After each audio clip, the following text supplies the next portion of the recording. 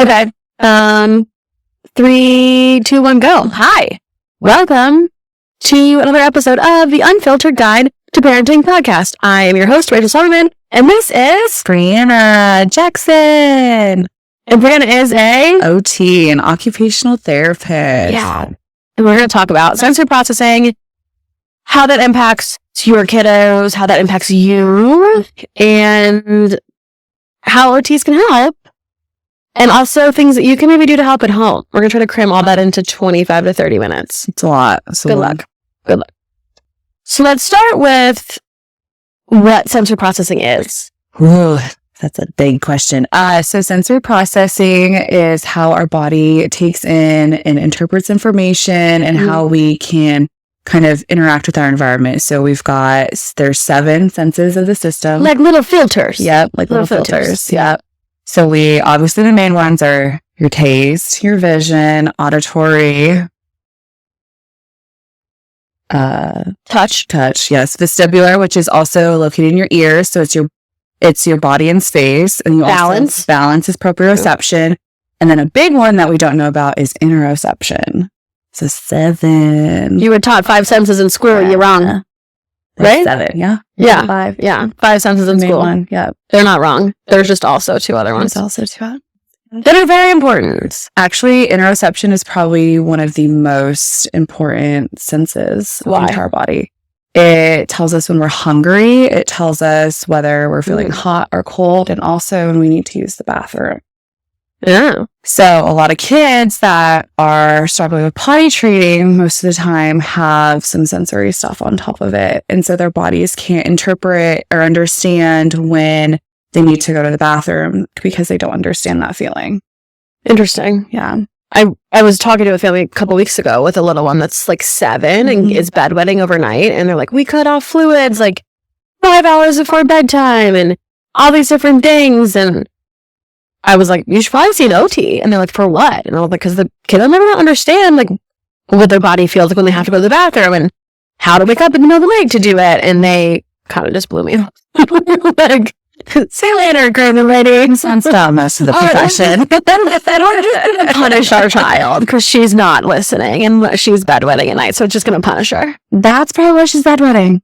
If they're punishing her too. Yeah, well, that's a whole other topic of conversation. It's a whole other topic of conversation. Yes. Yes.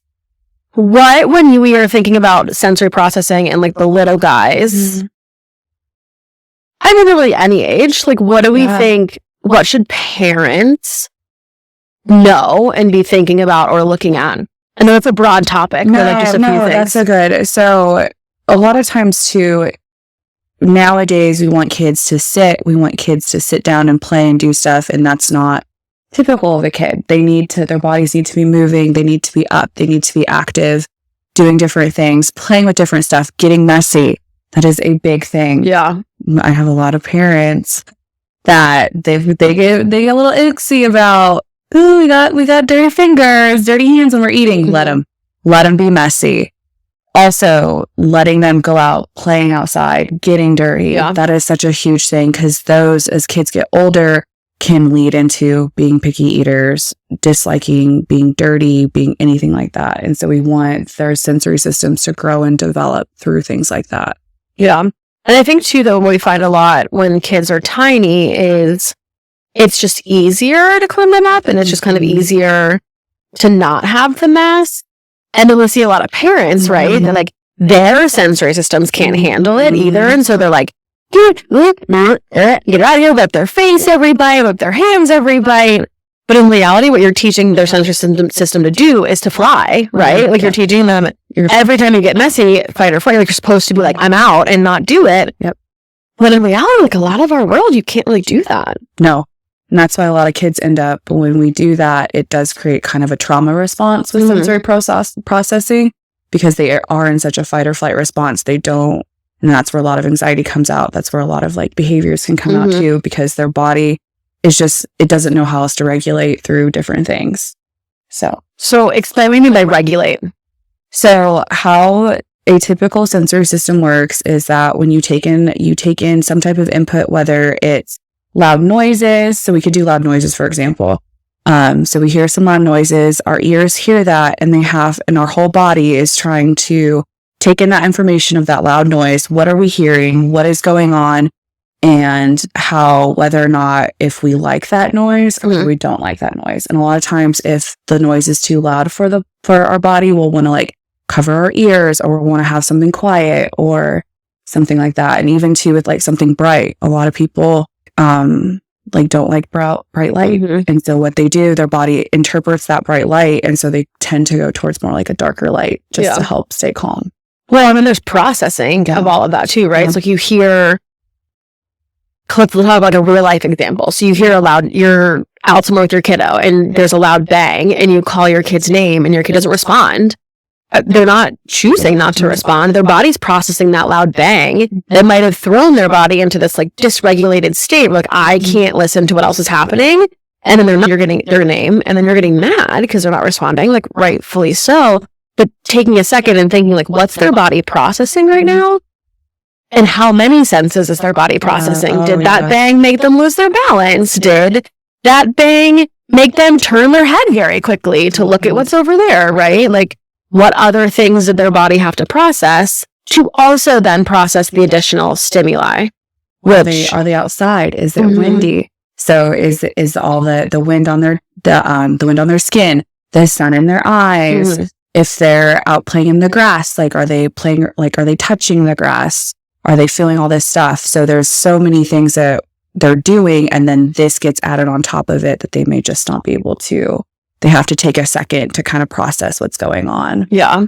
And I think too that as with all things in development and all things for every human, it takes exposure. It takes slow exposure. It takes multiple different exposures. And then it also takes learning, right? And learning how, like, I remember growing up in school, I hate chalk. I fucking hate chalk. Like, thinking about it makes my skin like do this. The little finger. I grew up in a time where, I know I look like I'm 12, but I grew up in a time where we had chalkboards and teachers were writing on chalkboards in classrooms, right? And I could not focus. I could not deal with it. I did not like it. And one of my punishments when I didn't like it or didn't have to do things or talk too much in class or whatever was having to clean the erasers. Oh my gosh. How dramatic. It was in like fourth grade or something. I don't know. Anyways. But my processing or my defense mechanism, my regulation was I would talk a lot or I would move a lot. I still move a lot because that helped calm my body to deal with the chalk. Right. And then I had terrible grades in school. I was not a very good, listen to me, I'm smart, but I was not a very good student. And really until I got to college and I didn't have to sit still. I went to a school where we did a lot of group projects. We did a lot of real applicable life things. And it wasn't just to sit still and listen. I mean, I can't even sit still now. No, I've moved 18 times. I remember when I was in grad school, we would have a class that had a huge exercise ball, and I would sit on this exercise ball and I would bounce. I even did it before I moved. I would get an exercise ball and I would sit and I would bounce, and it was actually more attentive than just sitting down and trying to stare at a computer. Yeah, our body just needs so much different input to help for attention, to interact with our environment, and a lot of these little kids are expected to sit down, not do a lot, and that's not what their sensory system needs. They need movement. They need different types of input. So then maybe they can attend. Maybe. And also sensory processing is such a huge, it involves, especially with some of our medically complex kids, sensory processing is like the root of like movement.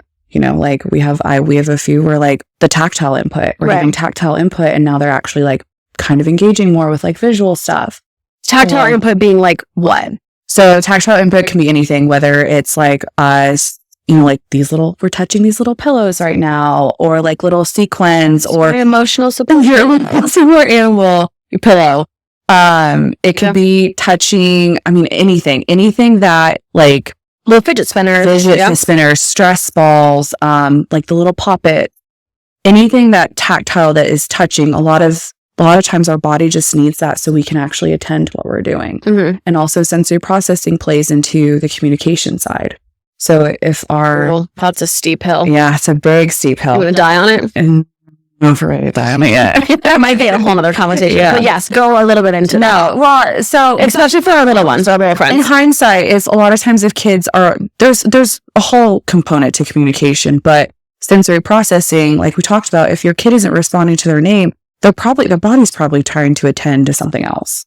They're probably, there might, especially I think about like grocery stores or like going to the park or just like, going to like big events like Monster Jam. Their body, there's so much going on. And so their body is like trying to input all this information and try to regulate so you're not feeling like you're falling off a ledge. Yeah. And so sometimes kids don't know how to communicate that either. And so they kind of resort to what we talk about, like headbanging, biting, different things like that. Yeah. And then we're just like, this is a behavior kid with a behavior problem, when in reality, there's an underlying sensory processing issue or even just overstimulated. Yeah. Like, oh, yeah.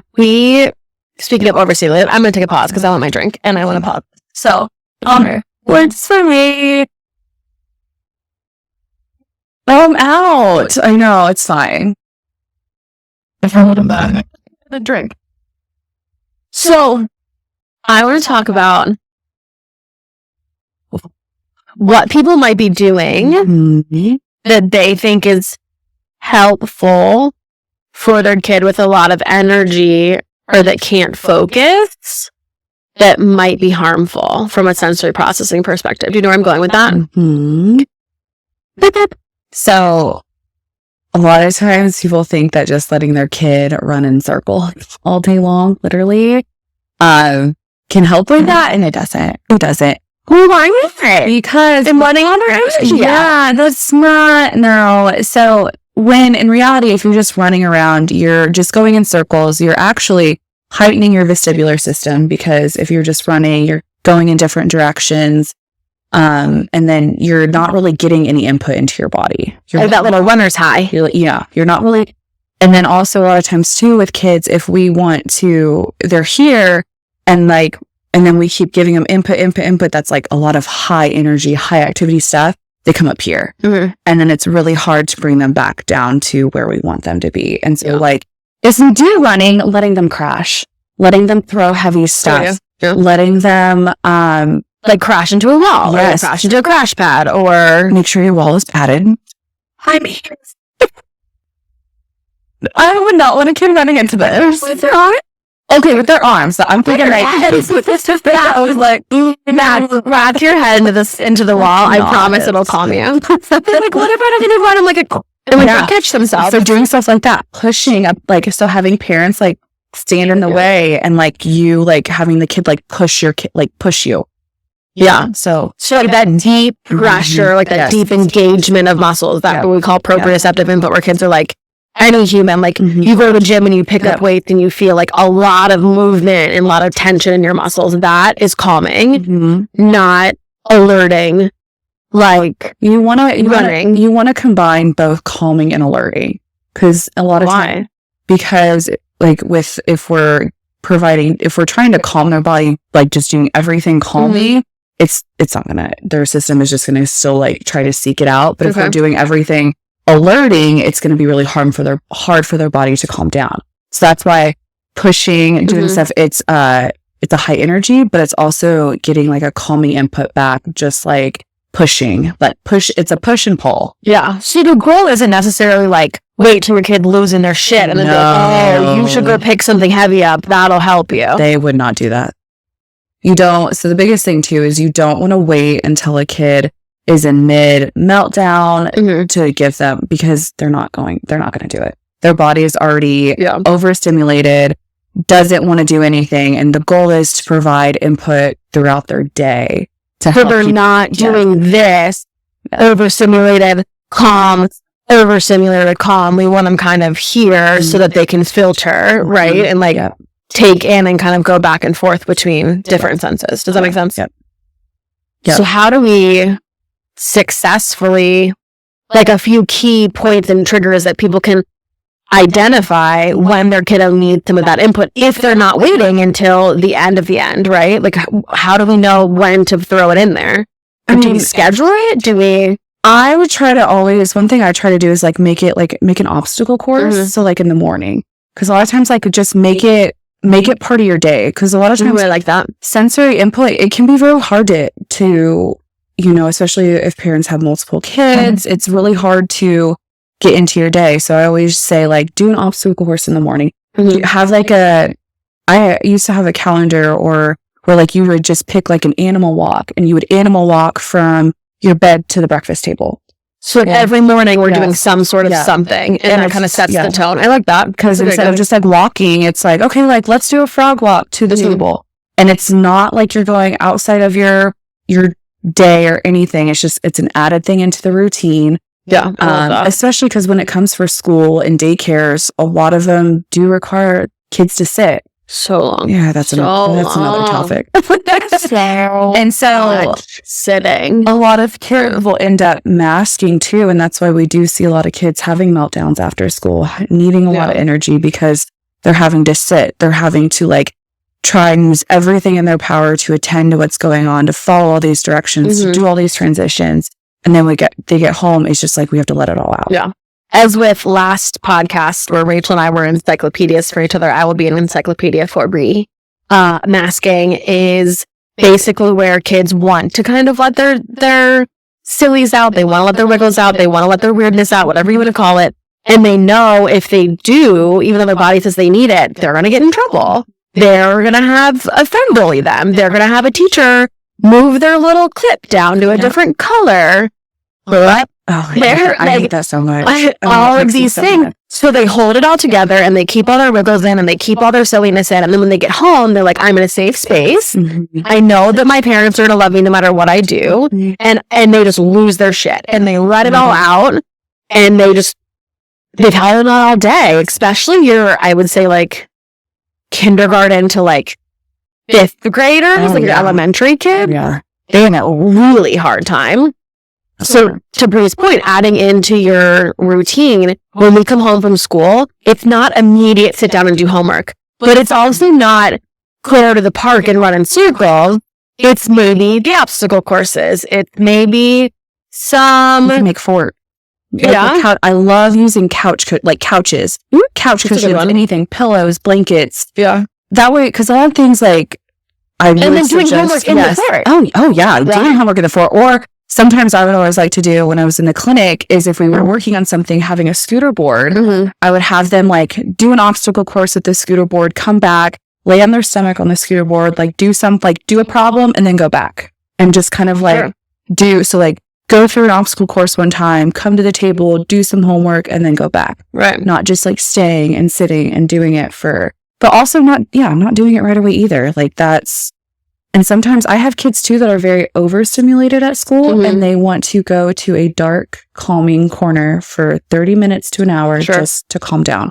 There's nothing wrong with that either. Yeah. You ever sit in your car when you get home and that like 5 to 10 minutes, you're just like doom scrolling on your phone? Maybe you're not. Maybe the drive home, you didn't even put music on because the day was like that rough. That's your sensory system automatically protecting you from being overwhelmed and overstimulated. And you've had how many years to be able to balance that and learn what works for you, what doesn't work for you.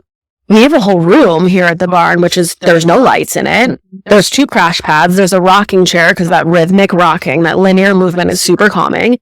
And then we have a really simple light up little toy with jellyfish in it that moves, that's super calming. And it's there for a purpose because we know that those types of things will help calm kids. But if you give your kid 10 to 15 minutes and something like that when they get home, before it's dinner, brush your teeth, do your homework, clear up your toys, hang out with your brother, like all of that extra stimulation, maybe the dinner, teeth, brush, hang out with brother goes smoother because we've had a little bit of time to decompress a little bit.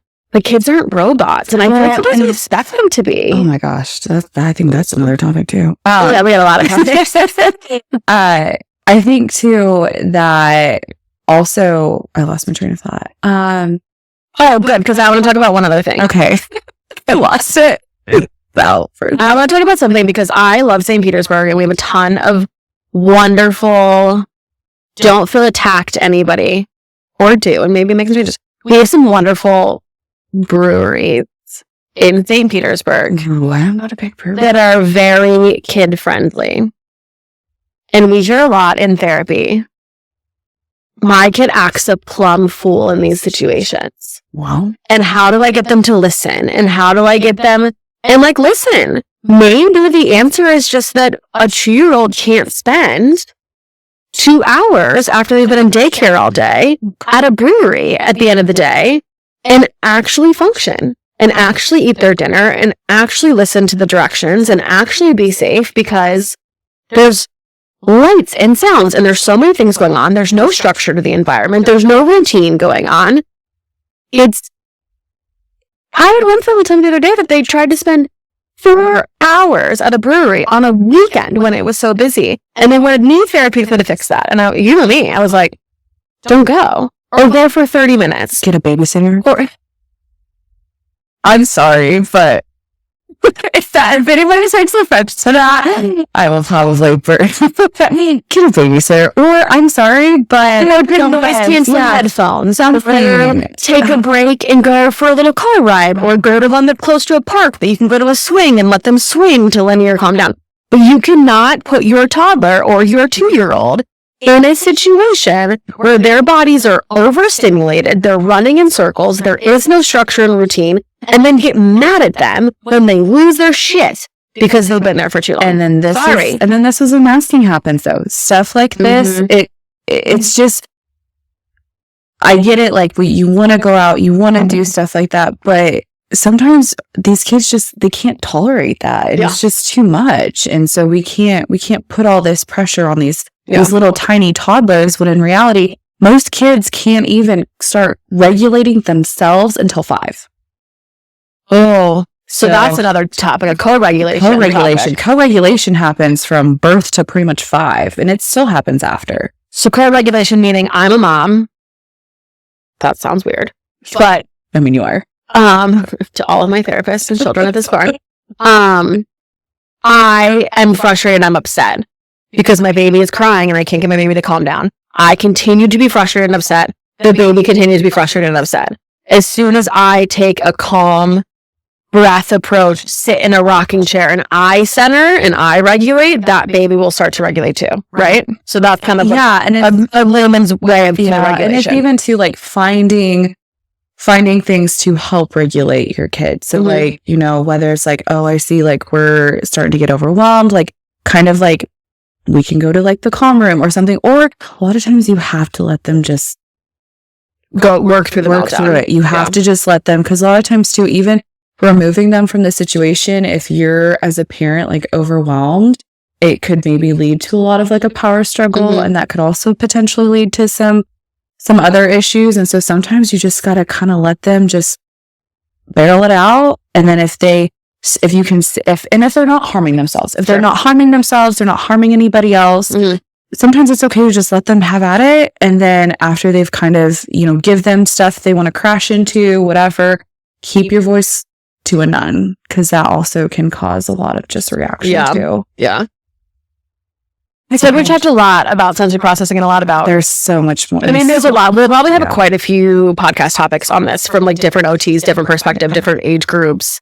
Because I think that an important thing for kind of homework or little nuggets of, I hate that term, but of information for parents could be helpful is maybe looking at your own sensory processing, maybe looking at what overstimulates you, what calms you. And I mean, genetics are a thing, y'all, whether it's actual birth genetics or it's nurture in your home too. If you figure out what helps calm you and what helps make you feel regulated, maybe those things will also help your kiddo feel regulated, and then you can do them together. Yes. I love that, because a lot of times I see a lot of parents are also dysregulated, not regulating their system. And so then it's causing just a whole it just kind of like, it's like a trickle effect. It just kind of keeps going down, and then kids dysregulated, we're frustrated, we don't know what to do. And then it can lead to power struggles. It can lead to just a lot of other things.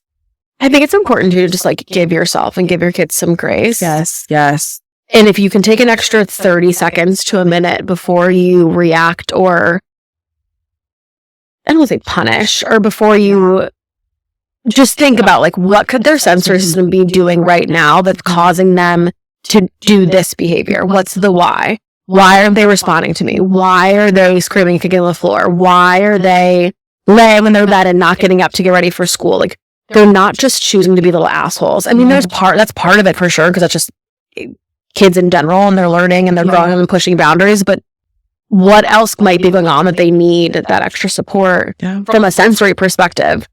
Because everybody has sensory processing. Oh my gosh, I have my own sensory issues. Everybody has it. We all do. Then there becomes sensory processing dysfunction where we're unable to really process our sense. We're unable, and that's where seeking support is helpful. An occupational therapist through group classes and things that we have like at the barn that can help expose kids to messy textures in a fun way.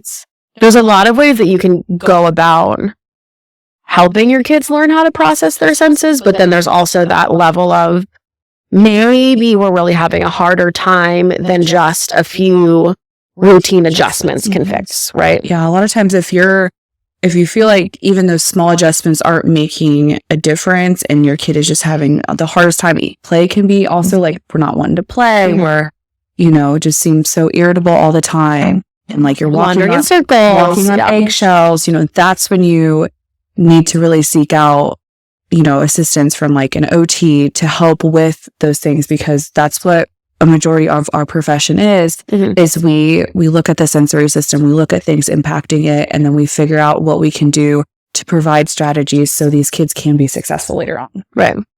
And then even when they get older, it's then having them recognize different things in their body and how they're feeling and what they can do to help regulate too. Yeah. So wrapping up sensory processing for this snippet. It's like, I feel like we did like, we did. It's good. It's a good little snippet. It gives people thinking. And thinking. Like, I think the biggest takeaway is as parents, look at yourself. Look at how you react to stuff, whether, whether you eat the same things or whether you react to different noises. If you have a hard time being in a crowd with a lot of people talking, or because like I struggle with that. I can't have multiple people talk at the same time. Even like bright lights. And so kind of see how that affects you, and then start seeing like how it affects your child. A lot of times too, one thing I always say is sometimes kids may seem fine at big events, but then a couple days later, they're having meltdowns. They're having a problem with listening, probably because it's a delayed response. A lot of times kids will have a delayed response. And so I think the biggest thing though is to look at yourself as a parent and how you're reacting to things and what you use to regulate. And also if you're not regulating, then maybe it's time to find some strategies so that then we can all be one big, happy, sensory regulated family. Yes. So, thank you for coming and talking about all the sensory processing. Thank you for having me. Come back because we'll have more topics on this. If you are local, come hang out with us at the barn. Yes. If you're not local, fix your life. It's a great place to live. We love St. Pete. We love it. Just take a couple extra seconds and think about your baby's processing. It's going to be helpful for you in the long run, right? Yeah, and I think the biggest thing too is don't always resort to just punishing your child either. Yeah. I think that is also something to remind. It can be very hard to react. Yeah. Don't react. Kind of take a second back, be like, what's going on? Why are we, what's happening? And then kind of go from that way. But always sometimes when you react right away, that can cause an even more larger of a meltdown. Yeah. So take that pause, find out the why, and help your kiddo with their sensory processing. Yeah. Yeah. Well, dude. Thank you. We did it. After 52 tries. I hope to see you back soon. Subscribe below.